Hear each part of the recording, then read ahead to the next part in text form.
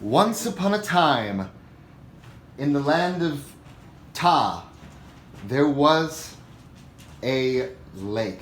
This wonderful, secluded little lake where a giant roamed its waters and ruled it. Until one day, in its simple waters, he found a ring that had been there for some time, apparently. He had never noticed it before. He came up and thought it looked beautiful, so he attempted to put it on one of his many tentacles. It didn't quite fit. He was a large monster. But he found that there was inscription around the ring. So, being a clever beast, he decided to read it aloud. Once he did so, the words flashed and brightened, and he went blind for a moment, and his head seared. And when he came to, there was a dwarf standing on his shores. He cackled and said, "My Lockness monster friend, maybe try that ring again." And when the monster reached out a tentacle, he found that the ring slipped easily over his tentacle, even loosely. He was tiny now. The dwarf said to him, "Well, I do have use for you, but I don't think that will do. We must have something that can come from the water onto the land." So, with a snap of his fingers, the monster grew just a little, and the ring tightened around his wrist. And when he looked back down, he had become a frog. And the frog said, the dwarf said, come out, for I have made a promise, and I need a friend. I have made a promise to the beautiful young princess of the nearby kingdom. She has been betrothed to a wicked prince. And I made a promise to her that I would find her a wonderful young man to marry. And I've kind of run out of options. I have tried this with every young boy in the land. And even the ones who were kind of scraping the bottom of the barrel, well, they either ran away or other things happened to them. I'm not going to elaborate. My point is, I think she needs something like you, something different. Well, said the frog, I suppose, but I would prefer much to stay in my lock. Could I not sing you one of my beautiful songs? The dwarf says, oh, by all means, try to sing something so beautiful that it gets me to forget my promise. And the frog does sing, and it is beautiful. And the dwarf just smiles and says, see, I knew you were the man for the job. And so, the dwarf took him to the dwarf's home. For a while there, they studied etiquette, for that is not something that a monster knows. But things were not going well, for the dwarf himself did not have the social skills necessary to woo a princess.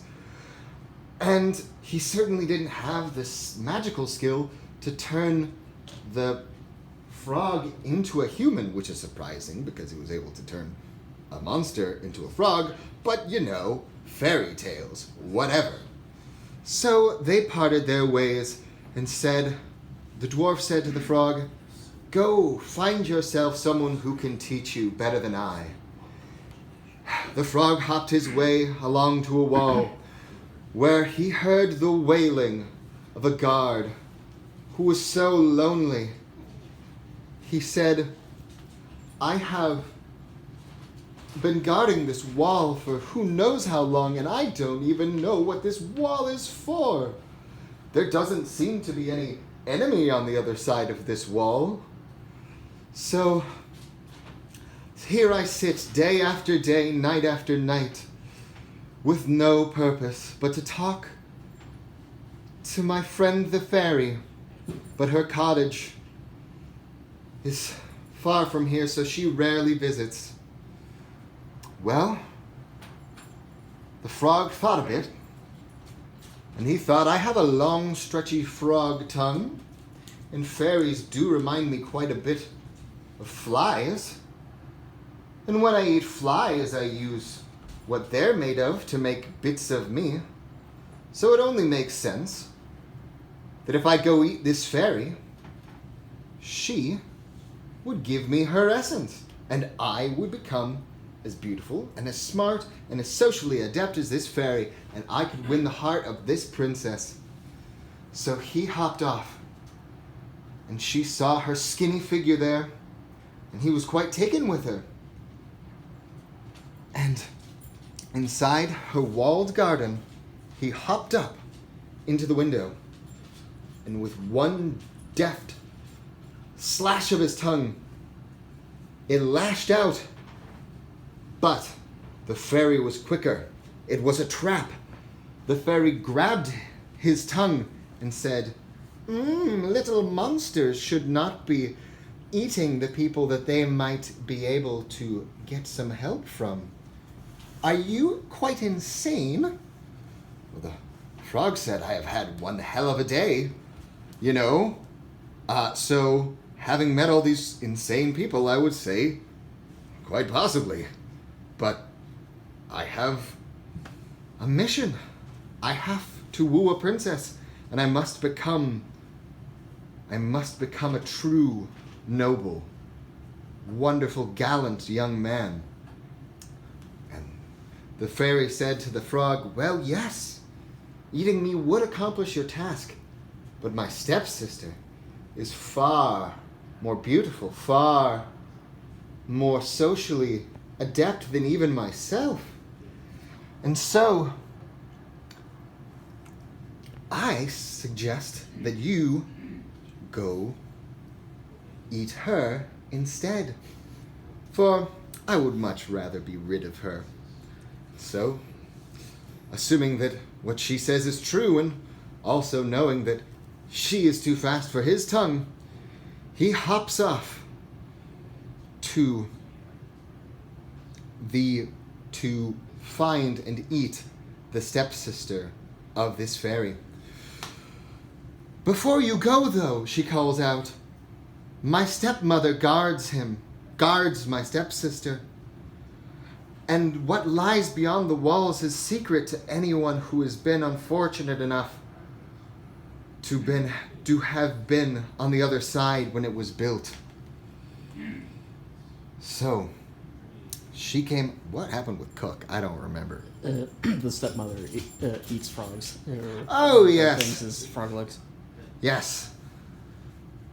But we never really followed up on that one. What we did follow up on was when the frog came to the cottage of the stepsister, he heard singing and he saw dancing. And for a moment, his mission was forgotten because he noticed that the dancing and the singing were nothing like what he expected. Where he expected a beautiful spectral dress, half light, half sylvan leaves.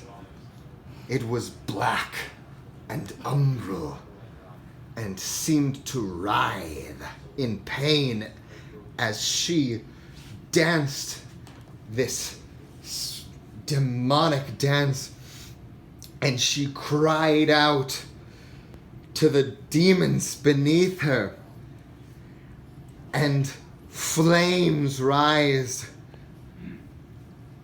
and up from the ground came a sword, where she said, Finally, I have what I need to slay my former lover. And in her rapture, she was not paying close enough attention, and with the frog's tongue, he lashed out and stole the sword away. For he was jealous that she had it. Certainly. I am editorializing the order because I'm just going off of memory. I'm not really going off to I understand. I understand. But, so he hopped along into the swamp with his ruby-encrusted prize, this torturous black thing, which happened to also be frog-sized because it was also fairy-sized. Yes. And in the swamp, there were many more things that could eat a little fairy than just a frog, so she daren't go after her evil prize. The frog remembered his mission. He found his way to the old road and to the wall with the guard, and he says, "Either come down from that wall and let me through, or I shall use this on you and there will be nothing left of your corpse." And so the guard disobeys his orders and does indeed let the frog through. The frog, as he walks through, sees as if the glass had parted and the veil had been lifted on the world. Everything became beautiful, and the colors he saw, he didn't even know had existed. And he saw this gorgeous tower that spread to the sky. Well, being a frog, it took him no great amount of jumps to get to the top. Inside, there was the maiden that he had always been searching for. She was so skinny, and she seemed almost malnourished, but dazed. But with all that he had learned in his journey, he decided that boldness was the only way to go. He confessed his love to the maiden whom he had literally just met. And being in a stupor of malnutrition, she decided, okay. So she leaned down and she kissed the frog, as you've heard in so many fairy stories before. What a foolish thing you've done! A familiar voice cackled from the ground. The dwarf had returned and he was watching. Yes, there was indeed a prophecy when a frog would kiss a princess, but it was not that he would turn into a great prince, but that my good friend the dragon would return. And so the dragon was rescued from its terrible slumber, and it descended upon the kingdom, burning it as it went, and it was stolen away from its current inhabitants. All that lived there were either burned or had to flee. And some flee they did. A little frog and a thin princess. They made their way to the stables. They found a horse and they rode off for years. What they did in the intervening years is lost to history. But when they did return, the princess, in good spirits, of sound mind, and of good vigor, came back to her desecrated throne room, beautiful and fat. They looked around what, for all intents and purposes, was their kingdom, though there would be no one to rule over. Though that didn't matter, for they had each other. They danced and danced, and for all I know, they may be dancing in the palace still. And then Logan said, "Damn it, I can't play palace on an ending card."